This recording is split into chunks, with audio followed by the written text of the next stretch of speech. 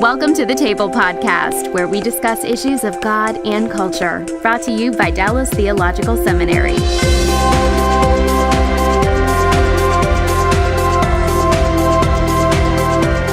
Welcome to the Table, where we discuss issues of God and culture. And today our topic is immigration, and we're going to take a special look at issues related to the Latino population here in the United States.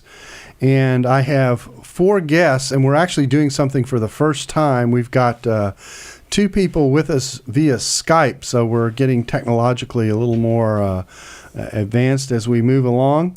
Let me introduce our guests. I'll begin with Samuel Rodriguez, who is president of the National Hispanic Leadership Conference, and he is here via Skype, and he's in the blue shirt there. And then Daniel Carroll-Rodas is Distinguished Professor of Old Testament at Denver Seminary. He is our other Skype presence, and he is the one who will have the books in the background because he teaches Old Testament. When you teach Old Testament, you got to do a lot of studying.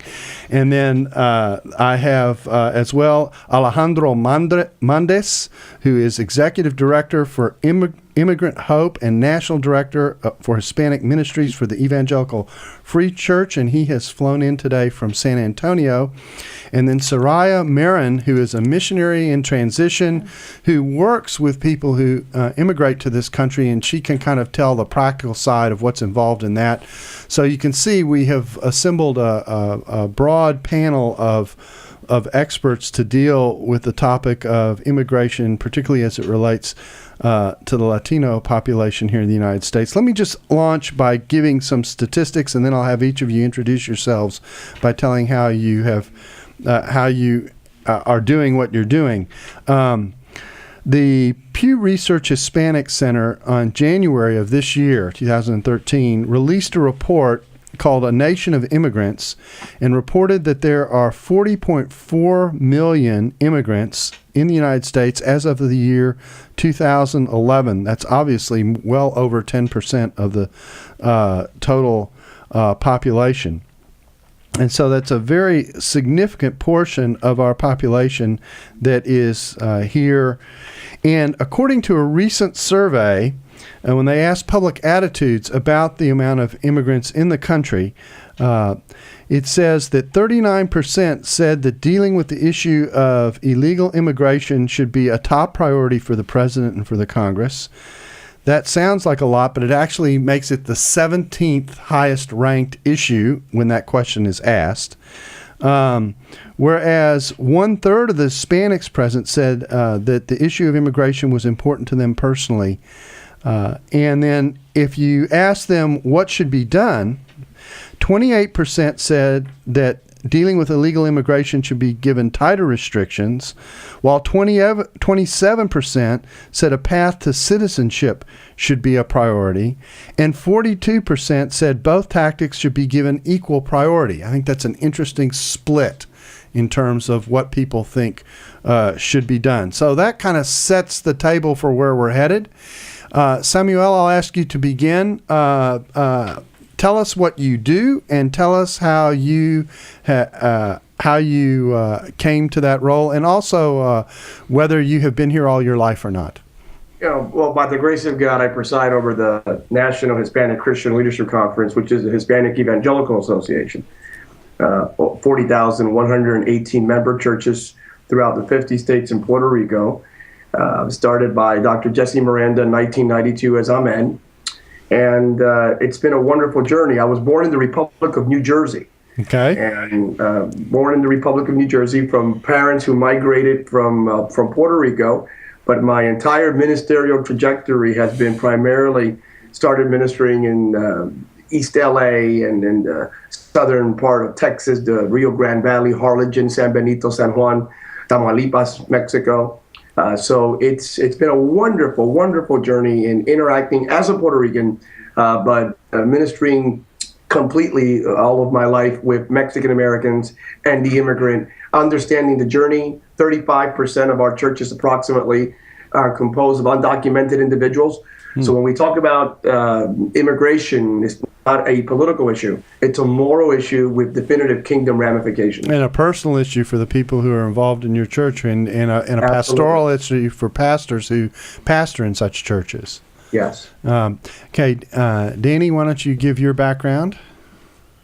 Yes, good morning. I'm the son of a Guatemalan mother, and so I spent a lot of time growing up in Guatemala. As Darrell knows, because we grew up together, I spent almost every summer in Guatemala. We would go to school, stay with family all over the country.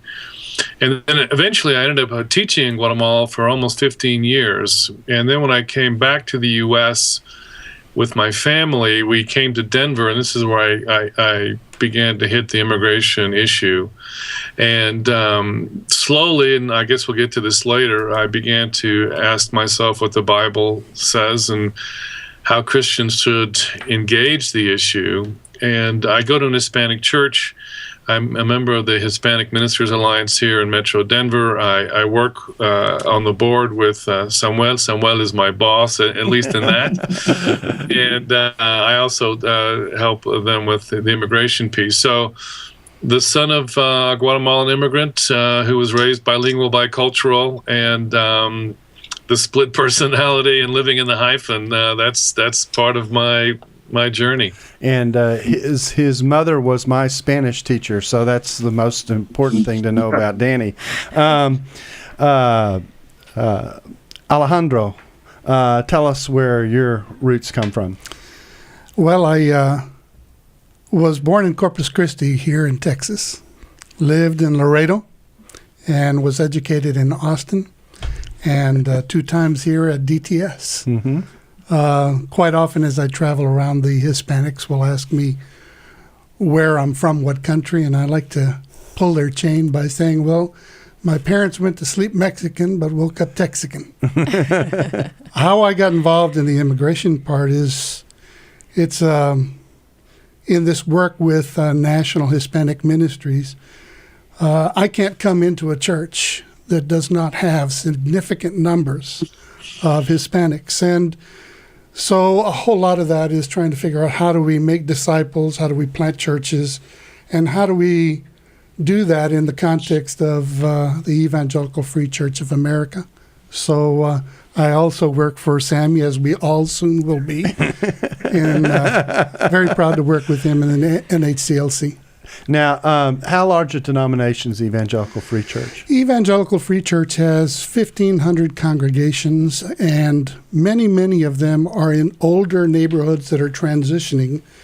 And so there a lot of them have a big heart for missions. And I'm telling them this is a new mission called Samarica, where Samaria will not stay there, they come here. And so what we're trying to do is help our churches understand that they don't have to sell out, move to the North 40. They can stay right there and work internationally in their neighborhood. And am I right that the Evangelical Free Church's roots are actually European immigrants who came over to the States? Right, Norwegian. Okay. I married one. Okay. She was a missionary in Laredo, Texas. So they do have immigrant roots, and so it really resonates to them to think about reaching immigrants again. Yeah, well, my just to tell my own story before I turn to Soraya is I think my family goes back 4 or 5 generations before in terms of immigration. On both sides of my family, Romania and Austria are the roots. So I think it's important to remind people as we have this discussion that all of us, or many of us, unless we're American Indians, have a rootage that involves immigration at one point or another. Okay, Soraya, tell us your story. How do you become a part of this conversation? Well, when people ask me where I come from, I usually have to ask a question clarifying, because my grandparents from Italy, my other grandparents from Spain. I was born in Venezuela, and I've been here traveling all over the world as the Lord has me. So right now I'm in transitioned to be a full-time missionary in Spain, and I migrated here to the United States when I was 16 years old. So, and you currently, am I right? Your current role is that you, and I don't know whether this is an official position or something that you've chosen to do, but you help people who are immigrating to the United States get acclimated to the States. Is that correct? It's an official position because the big boss gives it to me every time I turn around, and but it's actually a labor of love. It's helping others to go through that process. You volunteer in this area. Yeah, that's how I got your attention. Okay, well let's dive in. Danny, I think you're with us here. Let's start with the biblical base, and let's talk about, as we approach the issue of immigration, we think about it from a biblical standpoint. Orient us to the concerns that Scripture gives us about how people who are foreigners should be dealt with and treated. Can you hear me, Darrell? I sure can. Because we got cut off just for a few minutes there. It's really, the challenge is to get Christians to actually go to the Bible on this call, on this topic. We just lost him. Samuel, I'll let you chime in if you're there. Have we lost them both? Okay. Alejandro? Can I take a shot at that? Yeah, go ahead. The scriptures are replete all over the place of how we should treat the stranger, the foreigner. And while some people may argue back and forth exactly what does that mean and is that relevant today, I just bypass that totally, Darrell. I go straight to the Great Commission. Go therefore and make disciples of all the nations. And it doesn't say the ones that are over there. Mm-hmm.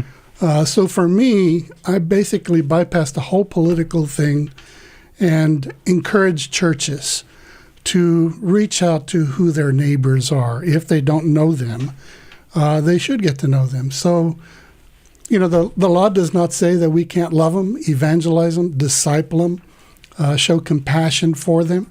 That's a non-issue right now. So for me, the Bible tells me I am to love, evangelize, disciple all people. And when the government says I can't do that, then I have a decision, but they're not. Mm-hmm. So in your take, the key passage is the Great Commission, which says to go to all the nations. Although the interesting thing, as you've already observed, is that in one sense you don't have to go anymore. The nations are coming to us. So how does that impact how churches should see their responsibility in your mind? Well, I think right now everybody is very weirded out because of the whole issue of immigration and the legality. There are really some people that don't know if they can talk to them. I even got a letter from one church asking if they can marry them, if they can let them have communion, can they become members? And as far as I'm concerned, we just need to continue to hammer away at the fact that they're here legally. Now, that's one group talking about illegal. The fact of the matter is, I think there's 50 million immigrants. The 28th largest country in the world is here, first-generation immigrants. And we got to go after all of them, not just the undocumented, but the legal immigrants also. Mm-hmm. And so what we have these large pockets of immigrants all over the place, Muslim, Chinese, and as far as I'm concerned, that's America, and we don't need permission from any government to go and exercise the Great Commission. Yes. Danny, we've got you back, so I'll let you start in. We may have to be dealing with this, but that's all right. We were setting the scriptural backdrop, and I asked Alejandro which passages he thought were important, and he opened by talking about the Great Commission, that the call is to go to all the nations. So that gives us kind of a New Testament starting point, but there is more in Scripture to this theme, so I'll let you walk us through it. Yeah, I'll just take a quick minute. I actually begin talking about 1 Peter chapter 2, that all of us as Christians are sojourners and strangers. And what I tell people is what you're seeing is that migration is a central metaphor for what it means to be a Christian. Now, if that is true, then it actually means that the more we know about immigration and the more we know about and know immigrants will actually have a window into the Christian faith that we've never thought of before. And then what I try to do is move people away from the legal issue. I mean, you have to get to there, but the problem is oftentimes that's where we start. Yes. And what I tell people is that's where we should end. And so I say, at least in my Bible, I've got about 1,200 pages before that. And so I take them to page 1, chapter 1, Genesis 1, the image of God, and get them thinking about immigrants as people. After that, again, just to do this quickly because I know there's a time frame here, I walk them through all kinds of narratives in the Old Testament about people on the move, even Abram and Ruth and all these others. Joseph is, strangers in a strange land. And then I spend some time talking about Old Testament law and ask, does Old Testament law give us some kind of orientation to the kinds of things that we should be looking for in U.S. law? And what can Christians contribute to the legislation discussion? And then, then I would move to the New Testament. Jesus, his view of those who are different, the Samaritans. Of course, he was a refugee for a time period. Then I try to unpack the theme of New Testament hospitality and Paul's idea that the walls of separation have broken down. So you can see it's all over the scriptures from beginning to end. And I know we don't have the time, but I could do this for hours, Darrell, if you want. Well, I will restrain your Latin impulse here and cause you to hold back. But the point is that there really are a variety of ways in which this can be addressed, and there are a variety of angles, and all speak in one way or another positively to a kind of sensitivity to people who are here and who have come here. Would that be kind of a bottom line for you, Danny? Yeah, and I think the challenge is to get Christians to consciously begin to frame their view on immigration from that very basis. On the activist end, sometimes I'll find people who are interested in immigration and are pro-immigrant, but it's more out of a Christian impulse. They really can't take you anywhere in the Bible. Mm-hmm. On the other hand, I have Christians who just default to Romans 13 and the legal issue. And as Alejandro knows, I mean, I don't know if you'll get to this, Darrell, but he's done a wonderful job nationally developing a program to help churches and Christians get informed and trained in immigration law. So that might be something you might want to talk to Alejandro about, but I commend his work to you. But just getting Christians to be very self-consciously Christian about this would be a major step. Now, Samuel, how do you view this as president of the National Hispanic Leadership Conference? Let's talk biblically first, and then we'll get into the more practical sides. What would you add to what Alejandro and Danny have said to us? No, they frame the biblical context in a very adequate manner. It's reconciling Leviticus 19 with Romans 13. It's Matthew 25. It's applying the Good Samaritan parable to our current immigrant reality. And what Danny alluded to, Genesis, it's recognizing the imago Dei, the image of God in every single human being. The way that I phrase it is simple. Because immigration really stands as a politically polarizing issue and debate in America, we attempt to transcend that at the Hispanic Evangelical Association. And the phrase that I use, that immigration is not about the donkey or the elephant, it's more about the agenda of the lamb. It's more about the lamb's agenda. And sometimes, as Christians, we suffer from cultural and political myopia, and we see things via the spectrum of a political apparatus rather than prophetic witness. So the charge is, when you wake up in the morning, if you see yourself as a follower of Jesus Christ, then we will see the immigrant with compassion. If you see yourself as one political ideology or the other, then you may see them via the optics that may dilute the very compassionate nature that is embedded in the Word of God. Okay, Soraya, now we've laid some biblical groundwork here. Let's talk a little bit about the practicalities of what happens when someone comes to the country. What What scenarios do you work with on a regular basis as people get acclimated to coming into the country? And I'm assuming that you have contact with people who are attempting to do so both legally and are here illegally as well. What exactly does that involve? That's correct. There's a group of people that legally can come into the country as students or work visas, and then there's a whole path that you go through to help them with that. And then there is the ones that typically you'll find here, because I haven't met anybody on any of the other countries wanting to come illegally. But once you find them here, it's a totally different path to help them there. But there's a couple of things that are very common to both of them. And one is a very obvious one, and that's the language issue. And then I would advise anybody that is migrating to any country, of course, to research and learn as much as the language, even when you speak the same language. As I'm going to Spain, I'm finding myself trying to look for things that are different because it's the ability to communicate within a community that makes sense. Whether it's the exact syntax or grammatical expression is different. Are we communicating or not? The other thing that I think is also very practical is values. What values really do you hold dear, in your life? Because when you migrate to a total different environment, those will be pushed and those will be exposed to the new cultural activities and the new cultural forces that you're going to be encountering. So really migrate into a different country. Make sure that you know what you believe in and what your values are, to make sure that you don't compromise those that really are important to you. And for Hispanics, family is one of those big values, and is one that often gets compromised in trying to chase the American dream versus family. So it's one that we've had to constantly help and walk alongside with people in terms of how do family values get challenged in the pursuit of the dream? How exactly does that happen? The opportunities that people have here in order to either obtain further education or work is very extensive compared to many other countries where people migrate from. And if you're not careful, that really can take a life of its own, where perhaps seeing your family and spending time with your family is something that gets put on the back burner.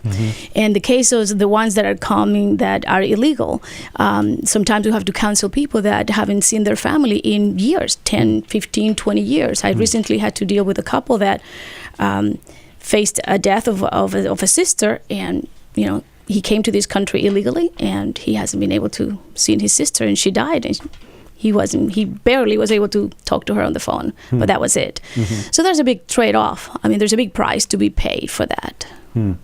Now, Samuel, let's talk about values a little bit more in the Hispanic community. I know family is an important value. What other values are generally the part of Hispanic culture that those who are not Hispanic may or may not be aware of? Faith. Across the board, faith. It's faith, it's family, a great sense, by the way, of entrepreneurship.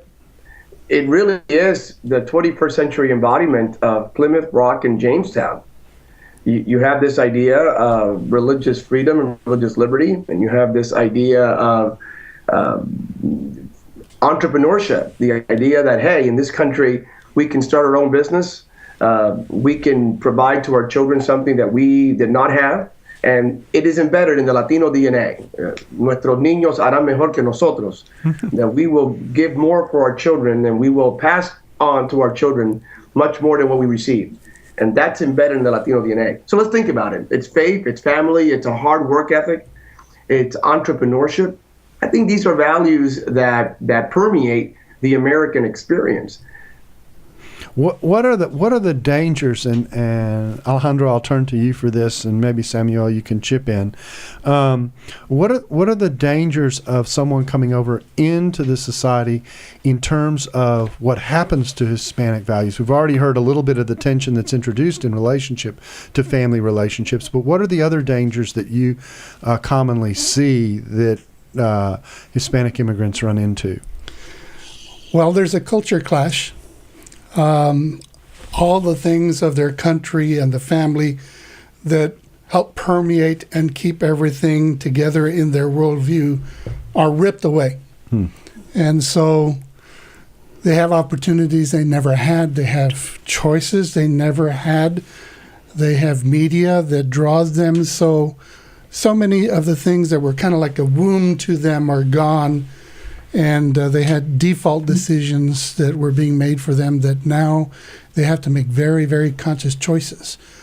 The opportunities can be very, very good and turn out very well. But I agree with my compadres y comadre that this is I believe on the net, a very good thing for them here. The choices are difficult, but I think on the net it's good to be here. Samuel, what do you see? And then Danny, I'm going to come to you next. Well, I mean, again, I agree with Dr. Mandes. At the end of the day, it's a net gain across the board, individually and for our country. But there are some values. There are some radical shifts. You put this in perspective from a macro level in their individual countries, be it in the small farm, be it in the community, in the downtown and what they produce, there's a commitment to production. When they come to America, we become uber consumers. So consumerism really, takes us over. And then there's more of a community component outside the U.S. And in America, there's uber individualism. So there's uber individualism, not just individualism, but uber individualism, uber consumerism. And these two things clash with the Latino DNA coming in. And how much risk is there of becoming isolated because you're culturally you're culturally disconnected, at least initially, from the culture? Is that a danger, or do people come in groups? How exactly does that work, Samuel? There is a first generation is a generation of self-preservation. It is a generation that is more committed to self-preservation. I'd rather use that than isolation, but it is a de facto isolationist sort of outcome. But it's more self-preservation. Second generation, it's more about integration and acculturation. So what happens?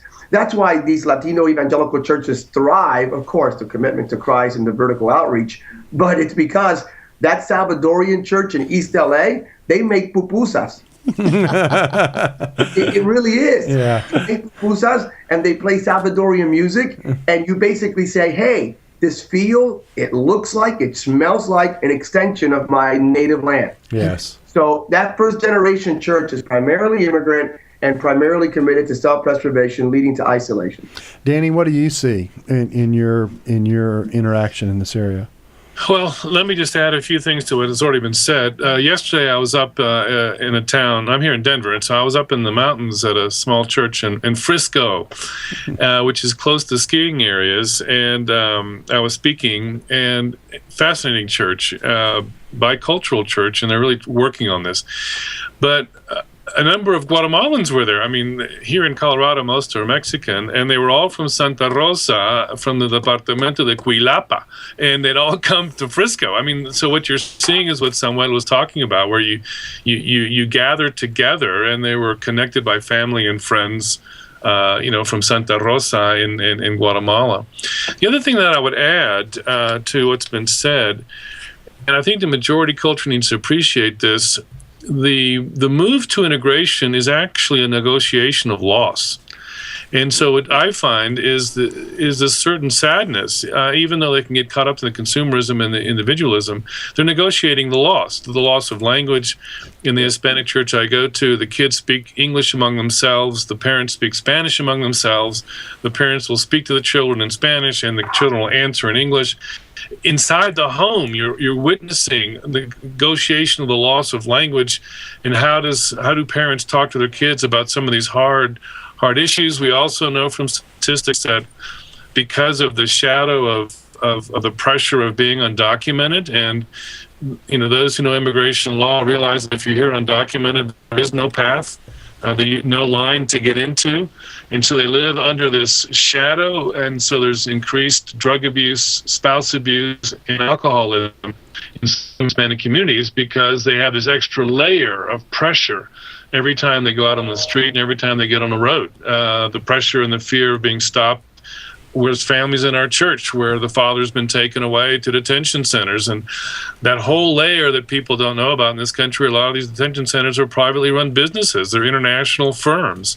Here in Denver, there's a 1,400-bed detention center that's run by GEO, an international security firm that gets paid by the government per day, per head. I mean, there's all kinds of things that are going on within the Hispanic community that lay this this shadow over them that is increasingly causing issues within the family itself, and the church becomes the haven for self-preservation and communion and compassion. Danny, let me follow up, because I know in reading your book on this topic that that one of the things that struck me was, and that most people are not aware of, is how open our borders were for a long time in encouraging people to come. Not just that people came and they came illegally, but they were encouraged to come here and find themselves here. And then when kind of the game started to switch and we became concerned about how open the borders were from a national perspective, all of a sudden these people were caught in this shadow that you're talking about. Can you elaborate on that some?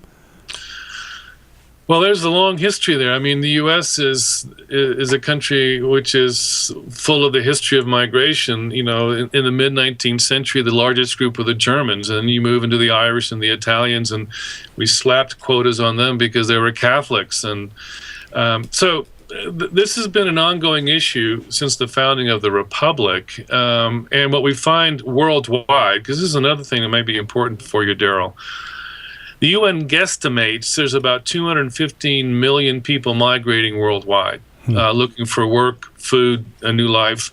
The U.S. is just part of an international challenge. I mean, so to fix the U.S. issue doesn't really deal ultimately with global economics, which is driving the migration of people. So I think what we need to appreciate is this is about work and jobs worldwide. And this is what happens in this country. A large percentage of the farming industry is done by undocumented immigrants. Meatpacking plants, a lot of your service industries, whether the restaurants or cutting the grass, all the construction, largely staffed by undocumented immigrants. So on the one hand, we have this, help wanted sign, and on the other hand, we have this we don't want you sign. And so this is the clash. And in Washington, this is one of the debates. You see the Chamber of Commerce debating politicians because, business needs their labor. And so those are the uncomfortable global issues that we have to get to, and then ask ourselves, how does U.S. law somehow integrate into the global economy? These are the complicated issues that we don't get on bullet point newscasts on our media. So if you just went and said, well, let's shut it all down and stop, we'd actually have whole parts of our society that would also come to a halt simultaneously. Is that right? Yeah, and just think about farming. One of the reasons you can have food that's reasonably priced is because it's undocumented labor and they don't pay them good wages. The reason you can go to a shopping mall and enjoy sales on what you buy is because that's being brought in overseas, from labor that's not paid adequately. I mean, a lot of our economy, if we shut down the undocumented labor force, what would happen to the restaurants? What would happen to landscaping? What would happen to construction? It would just massively close down. So this is another thing that people aren't talking about, but which is an economic fact. Now, Samuel, as you look at this from your angle, and we think about the tension between, and I think the rest of our time is going to be spent here, the tension between finding a path that is, if I can say it, humane in dealing with the immigration problem, and that it's realistic, and yet at the same time dealing with the legal concerns. How does the conference view that tension, and how are you, from your end, trying to address these issues? It's a framework, and that framework reconciles Leviticus 19 and Romans 13. One, we have to stand committed to providing some sort of pathway for integration for these individuals. Second, we have, as a sovereign nation, every right to protect our borders. There is, whether we like it or not, a de facto narco-trafficking war taking place in particularly northern Mexico. Our states and our nation carries the right to protect our citizens. We need to protect those borders. By the way, if we have technology to be able to read a license plate in Afghanistan from hundreds of miles in the skies, do you think that we can detect 200 undocumented individuals crossing the Rio Grande with backpacks? The answer is yes. We have that technology. It's just more of resource allocation of whether or not we have the will to engage that technology in our borders, both southern and northern borders. But third, we have to look at guest worker programs and our future flow issue, visas. I have a little bit of a concern with some of the proposed legislation forthcoming that addresses future flow guest workers with a little bit of myopia. Myopia meaning it's more about, almost exclusively about business now, and very little about family reunification. And as a pastor, I concern myself with that. We need to balance that out. That coin has two sides to it, and it's both business sector and family reunification. I think those are the major components.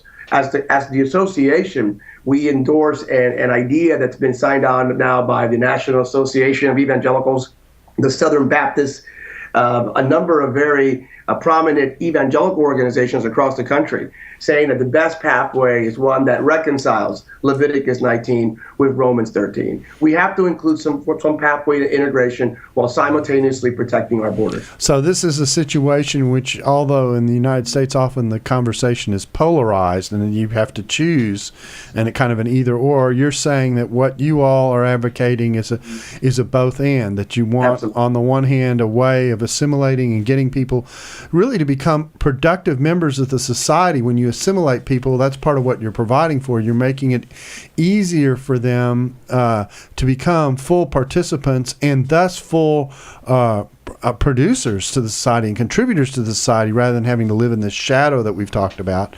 While on the other hand, also honoring a state's right to not only control its borders, but also to control its population growth and whether it can handle the population growth and the stress on infrastructure, et cetera, that comes with that. Is that a fair way to characterize what's being done here, or what's being argued for? It's both and. It's not either or. You're right. It is both and. But again, it's doing away with the extremes. By the way, everyone agrees deportation is not practical. We can't afford to deport 11 to 12 million individuals. We don't have the manpower to deport 11 to 12 million individuals. So if we can't deport them, what do we do with 11 to 12 million individuals living in the shadows? Not to mention the families that breaks up Correct. If you do it. And families have been broken up. Yeah. So what do? We integrate them. I think that's not only the Christian thing to do, it's the right thing to do across the board. Mm-hmm. So it's just a matter of having prophetic will. I think we sacrifice the moral imperative. We sacrifice doing the right thing on the altar of political expediency. This issue has been more about politics than it has been about doing the right thing. And we have all these families and individuals that are currently suffering when we really understand what the answer is. I think another tricky thing here that kind of works underneath the surface that's worth talking about is that when you say immigrant and you ask, well, are you here legally or illegally? The bulk of people who are here are actually here legally. And so the automatic suspicion that if you're an immigrant, you must not only have you come in, but you've come in illegally is actually a bad assumption to have. Is that not correct? Completely accurate. And Danny and Alex can even answer that with more stats. Completely correct.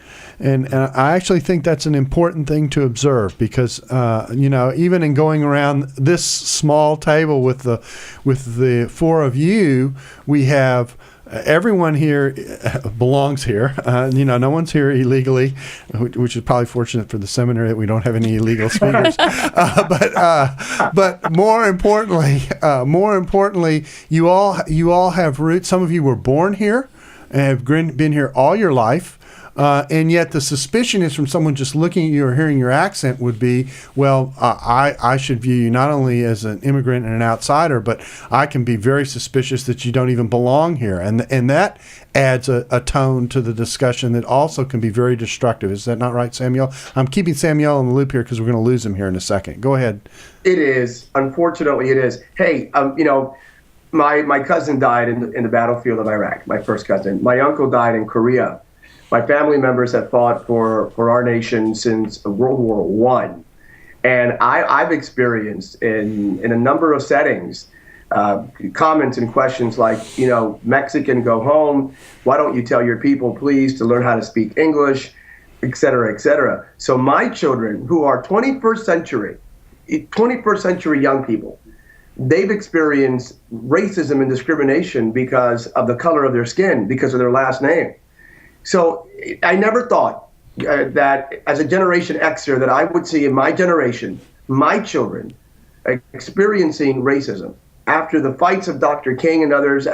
So far, we've come so far as a nation. But the reality is that it's beyond immigration. There is a xenophobic threat. Not everyone who opposes immigration reform is anti-immigrant. There are some great people that just based on the rule of law say, we want them to come here legally. And I would agree. I want people to come here legally, not illegally. But there is a small thread that stands exacerbated because of the polarizing rhetoric that impacts all of us. And we're all faced with trying to fix something that everyone recognizes is broken. Correct. And so, and you can't undo where you are. I mean, you have to deal with where you are. So those are all realities that we face. Soraya, I want to ask you, as you look at the practical side of this, of what people go through as they come, and they have this. Not only they have the shadow of possibly being illegal, and so, if they're illegal, being nervous because of their status, but you also have a second shadow that we've now mentioned about being under suspicion of being illegal, even when you're completely legal. How does that impact the way people acclimate to the culture that they've entered into? Well, it polarizes people in terms of the activities and the integration into the community that they belong to, because you use the term shadow, but you sometimes always on guard, because you don't know sometimes when you're going to be discriminated. Or I had one time a repairman come into my house, and he said, ma'am, I noticed that you have an accent, and please don't be offended, but are you from, and he mentioned a country, and I won't mention it just because, but then that told me very clearly that, then he is biased against people from that country. And I said, no, I'm not from that country, but I would be proud to be from that country the same. So really, it really polarizes people. And then I think it drives the immigrants to stay within the cocoons and within those circles that, like anything or like most things, you have positive things and negative things. The positive things that we've observed there is that you preserve the cultural aspect of it, the language for either your first or second generation. But then you miss so much out of being part of the rest of the community. There are wonderful things here in this country to enjoy and to be part of that that we've experienced also when we have that exchange, that people, once they go through that experience, they welcome it. Now I have people that I also work with on the American side that say, would you please try to see if you can get some of the folks on the Spanish side to come and help with this. Hospitality is one of those things where the Latinos are so notorious for just having a great knack for hospitality. So really, the term a negotiation of loss heard before, it really goes on in many of these arenas in terms of negotiating what we're missing from both sides of the fence, both from the Latino or for the immigrant side as well as from the American side. Yeah, because everyone loses in the sense of those who aren't Latino don't get the benefit of really a Latino compassion and gentleness and family and compassion that they often bring to any group that they're a part of, and that gets missed out. Alejandro, I want you to talk about from the church standpoint, from a pastoral standpoint. You're connected to a denomination that's concerned about how this impacts the churches. What do you see within church communities, or the pressures that are put on churches as a result of where things are? Well, I think, as I mentioned before, churches fall along the spectrum. Too oftentimes nowadays, people are approaching church from a very political, evangelical perspective, and we need to inject into that conversation the biblical perspective. So I think churches nowadays are trying to decide, where do they fall on this? Those that are, I believe, more of a biblical background are having to ask themselves very, very difficult questions as they hear the culture, they hear the communication in the media and those sorts of things, and try to reconcile that, as Danny had mentioned, in terms of a biblical framework. And it's very confusing because they really don't know what they can and what they cannot do. And that's one of the things that the Evangelical Free Church has really worked hard to do. And that is, what can churches do and what can't they do? They can love, they can share the gospel. Immigrant Hope is an organization that we called, that Danny had mentioned. Our mission statement is to provide the hope of the gospel, help on a legal pathway, and a home in the church. What my sister here shared is so true. There's this polarizing, and what we want to do with Immigrant Hope is remove the polarizations, break down the walls, give people an opportunity to see Jesus at church. So a lot of these Immigrant Hope sites that we're setting up are providing legal counsel in a local church. Mm-hmm. Not only are they taught the particulars of the law, which is not easy. You've got to go through some certification by the government to be able to provide that.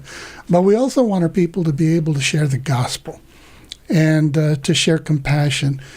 Initially, when we brought this idea out, there was a lot of skepticism. There was a few churches that actually couldn't believe that the Evangelical Free Church would do this. But the conversation has changed a whole lot now, from at first when they would ridicule, then they would argue, and now there's a lot of imitations that are going on, and we encourage that. So changing the culture of the church's conversation from a political framework to a biblical framework is very, very necessary, and it's happening.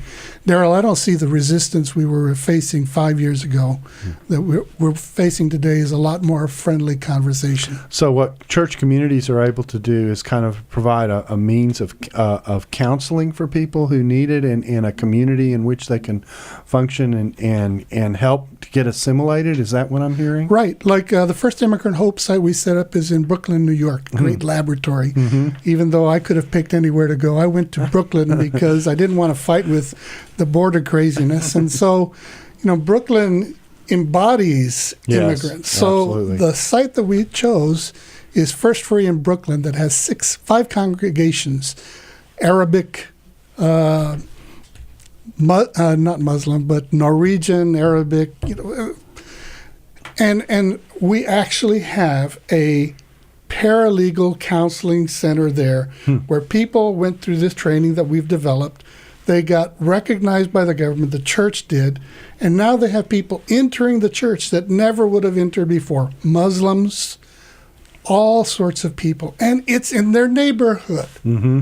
They have confidence, they have trust that they're not some crazies. They've always been there. So is there a way, am I reading between the lines here? I don't know if I'm getting this right. Is there a way for someone who is illegal to enter into a path to becoming legal, or is that a very, very difficult hurdle right now?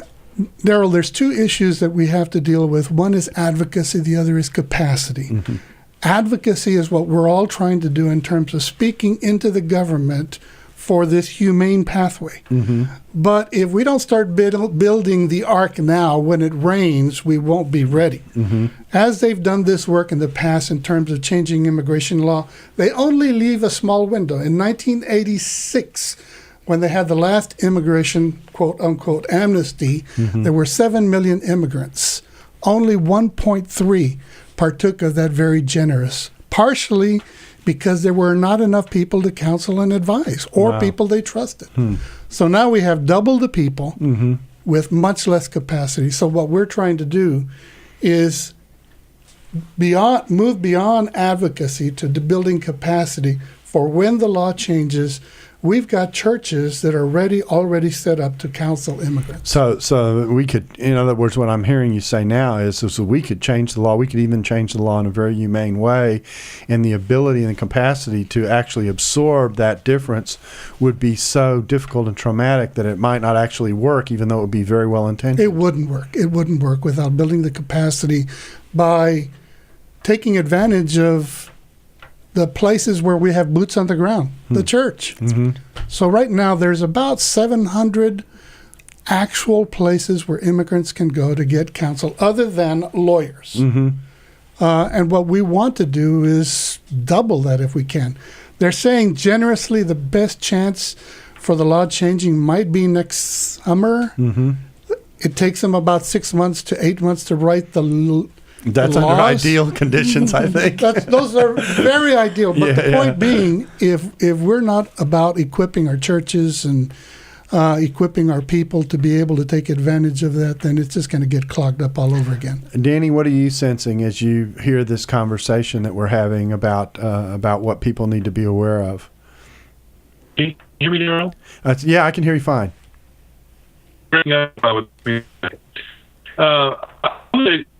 Several things, and I don't know if you can get to this here.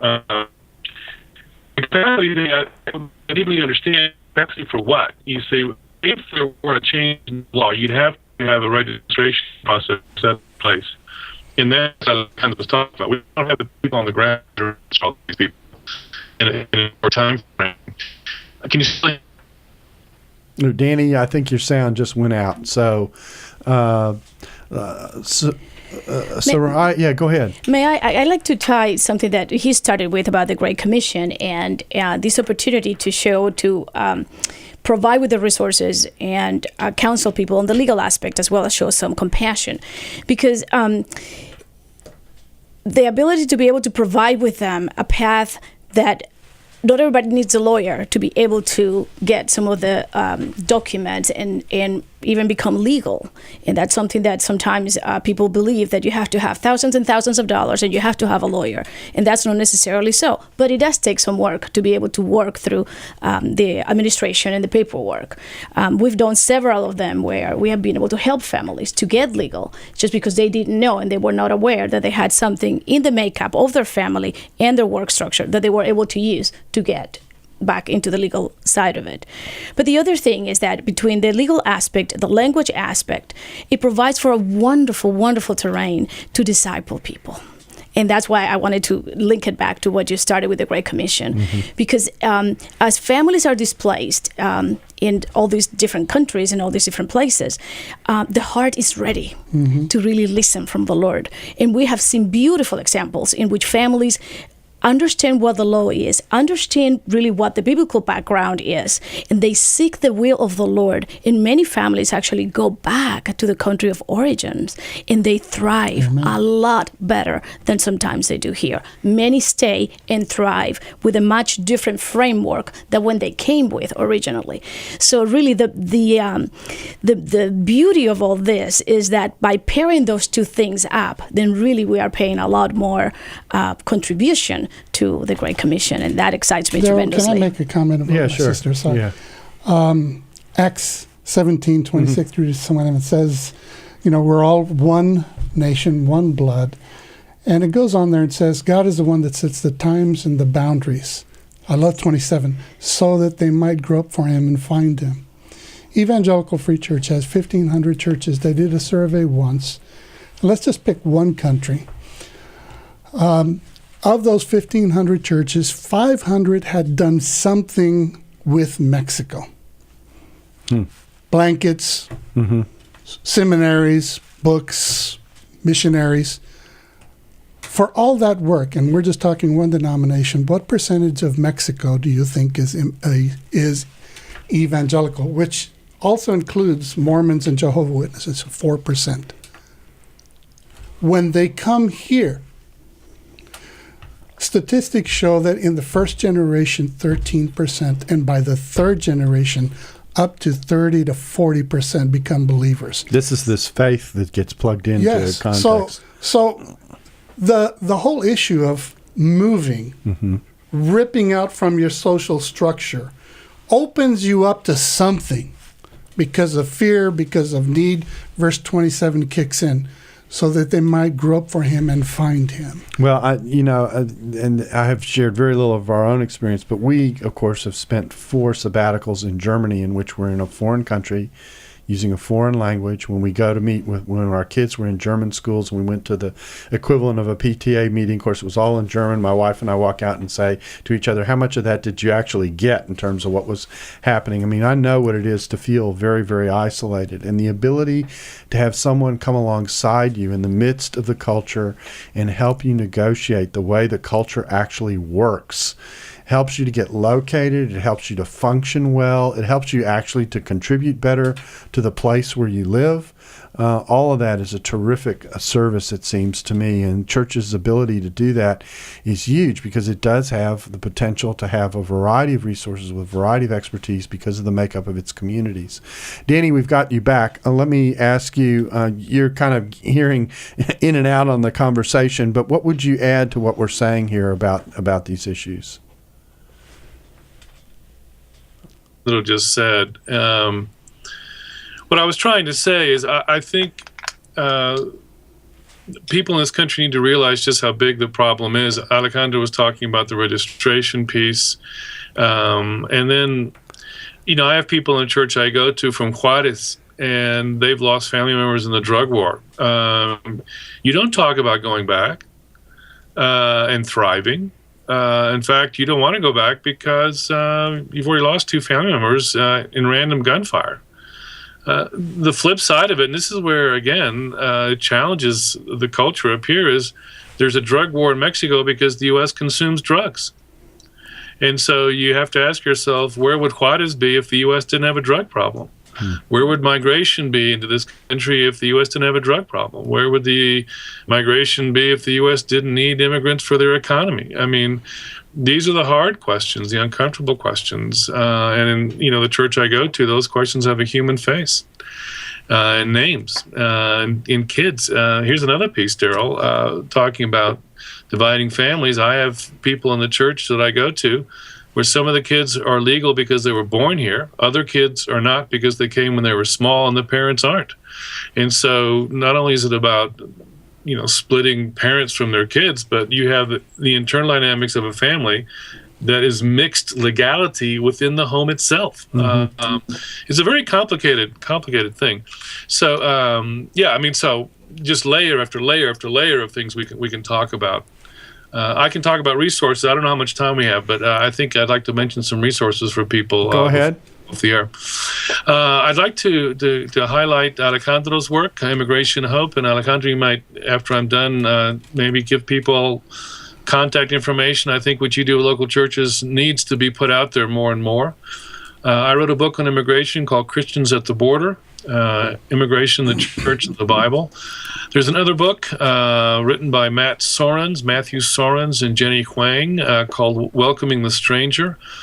And then something that Samuel alluded to, though he wasn't specific, there's something called the Evangelical Immigration Table.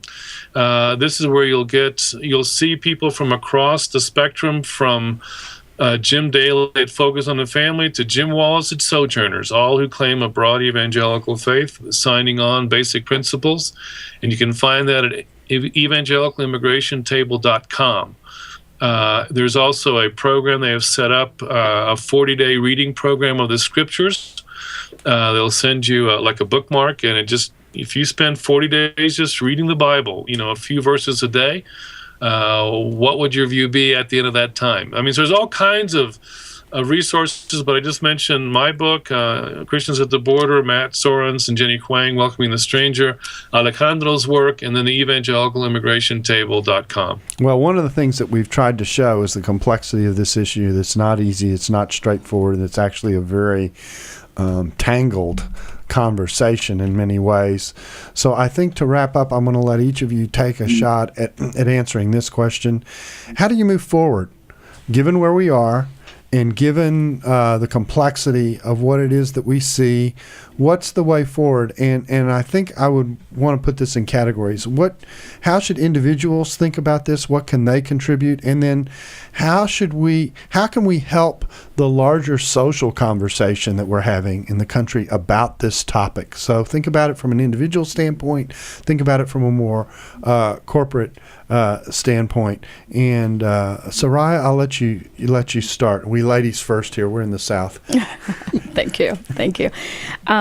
I think I would like to just say that each of us, as the Lord sets each of us a very, very individual path, to look up and see what He places around you, so that you can inform and help all those strangers, quote unquote, around you. And then that you can either help in very practical ways, in very meaningful ways by pointing them to the Lord, and not be afraid to enter into a brand new culture. So have a heart of compassion and sensitivity that would reach out in a personal way and seek to be a way of helping those around you and perhaps meeting the need. Maybe everyone, I'm sure almost all of us know someone who we know who finds himself in situations that we've described here, who we might be in a position to help. I can think about, we have a lady who cleans our house once a week who barely knows enough English. I have to use my very poor, broken Spanish to communicate with her.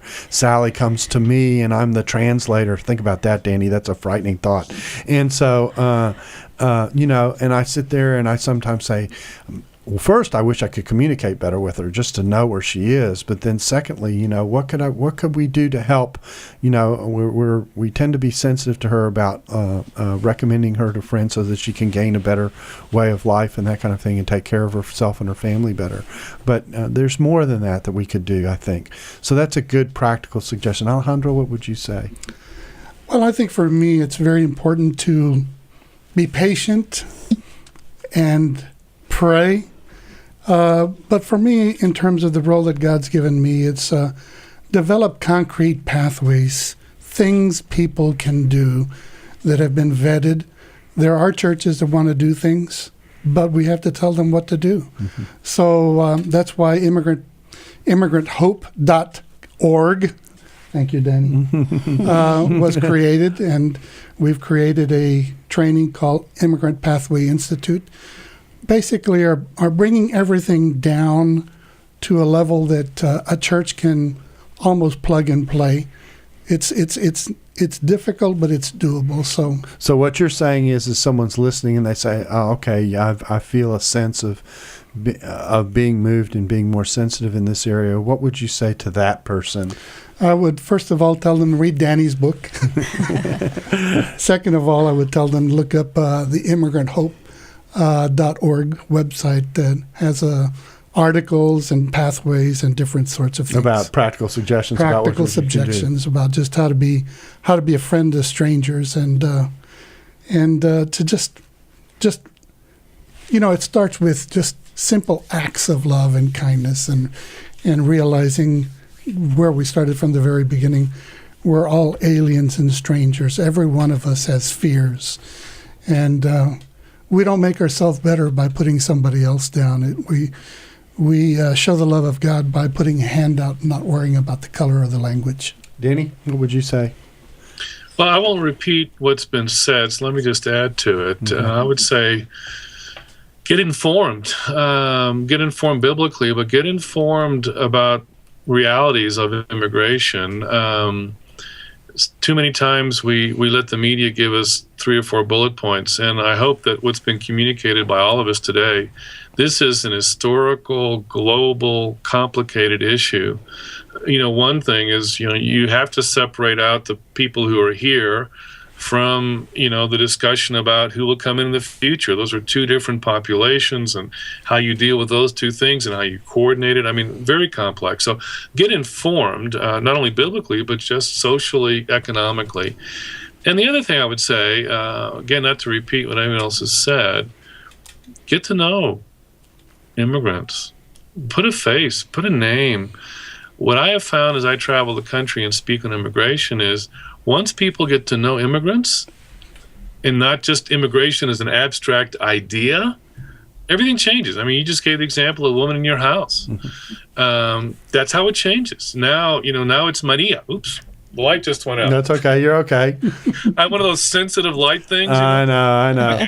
But anyway, so once you know somebody and their kids and their family, and then once churches begin to share worship and meals together, that is where things change. So I would say get informed and get to know some immigrants, and you will see a different side. You'll see the human side to all of this.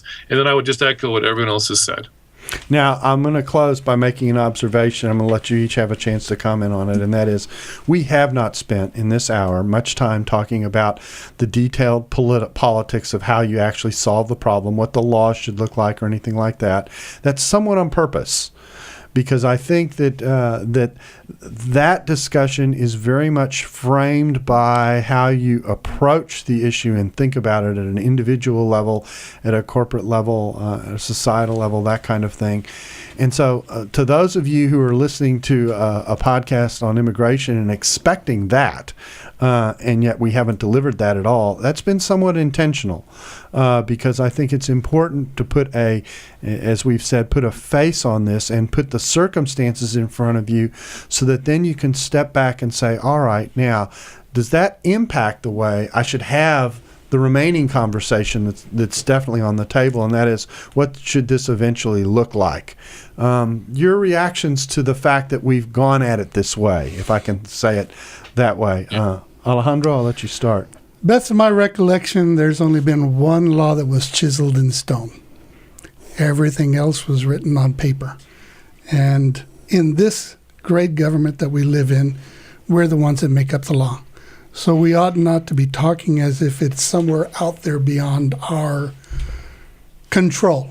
So we must speak into it. We must speak into what compassion and justice looks like in the rule of law as it is here in America. So your point would be that it's a conversation that's necessary. It's a conversation that we have to have, and it's a conversation in which we have to balance compassion on the one hand and justice, and if you want to think about it, law and order on the other. And we've got to wrestle with how exactly that's going to work out. Whenever I talk to people, they talk about the law as if it is some static. Mm-hmm. And I encourage people, well, if you want to really look at immigration law, then go back and read it. Mm-hmm. Because there's going to be some parts of immigration law that you're not going to be proud of. So let's not pretend that the law is perfect. It's our law, and I own it, and I believe it.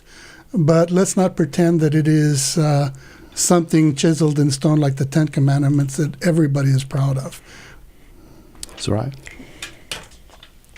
I think that as complex as the issue is, I think this calls us for every one of us to think about, what is your decision? What is your stand? This is an issue that you're not going to be able to avoid, no matter where you live. So are you willing to be an active participant, be informed, show some compassion, or are you willing to remain in a cocoon on whatever side you are? So I think the conversation today has shown that be informed, because it's going to impact your life one way or another. Danny? Yeah, I would just build on a couple of things that have been said. Alejandro's right. There's some dark sides to U.S. immigration law. I mean, the one that everybody knows who works in it is the Chinese Exclusion Act, which was the first federal law on immigration, 1882, which basically excluded all Chinese from this country until 1943. We don't know. Those who aren't involved don't know these kinds of stories that sometimes are very dark stories. We don't know about Angel Island on the West Coast, which is the equivalent of Ellis Island on the East Coast. But there they would put people and lock them up. I have a friend whose grandmother Chinese came through there and was there for 6 months. So there's this dark underside to the law that many don't know about. But what I would say is this. We need to get to the legislation discussion. That's exactly what's begun in Washington, all the negotiations and compromise that go with that. The thing that we have to do is not to begin with legislation and then backfeed into Romans 13. We need to go to the scriptures, get the full breadth of what the scriptures say about this topic, then move forward to what we would think immigration law should include in the kinds of things that the immigration law should do. So we have to work in a different way than we have on this. Let's do this informed from the Bible versus here's the immigration law, let's go to Romans 13 and support whatever the law says. I would say, no, the law is actually complicated and bad and contradictory and too complicated to even work, and that's where everyone needs to change, and everyone admits that. So the question is, how do we change it, and in what directions do we change it?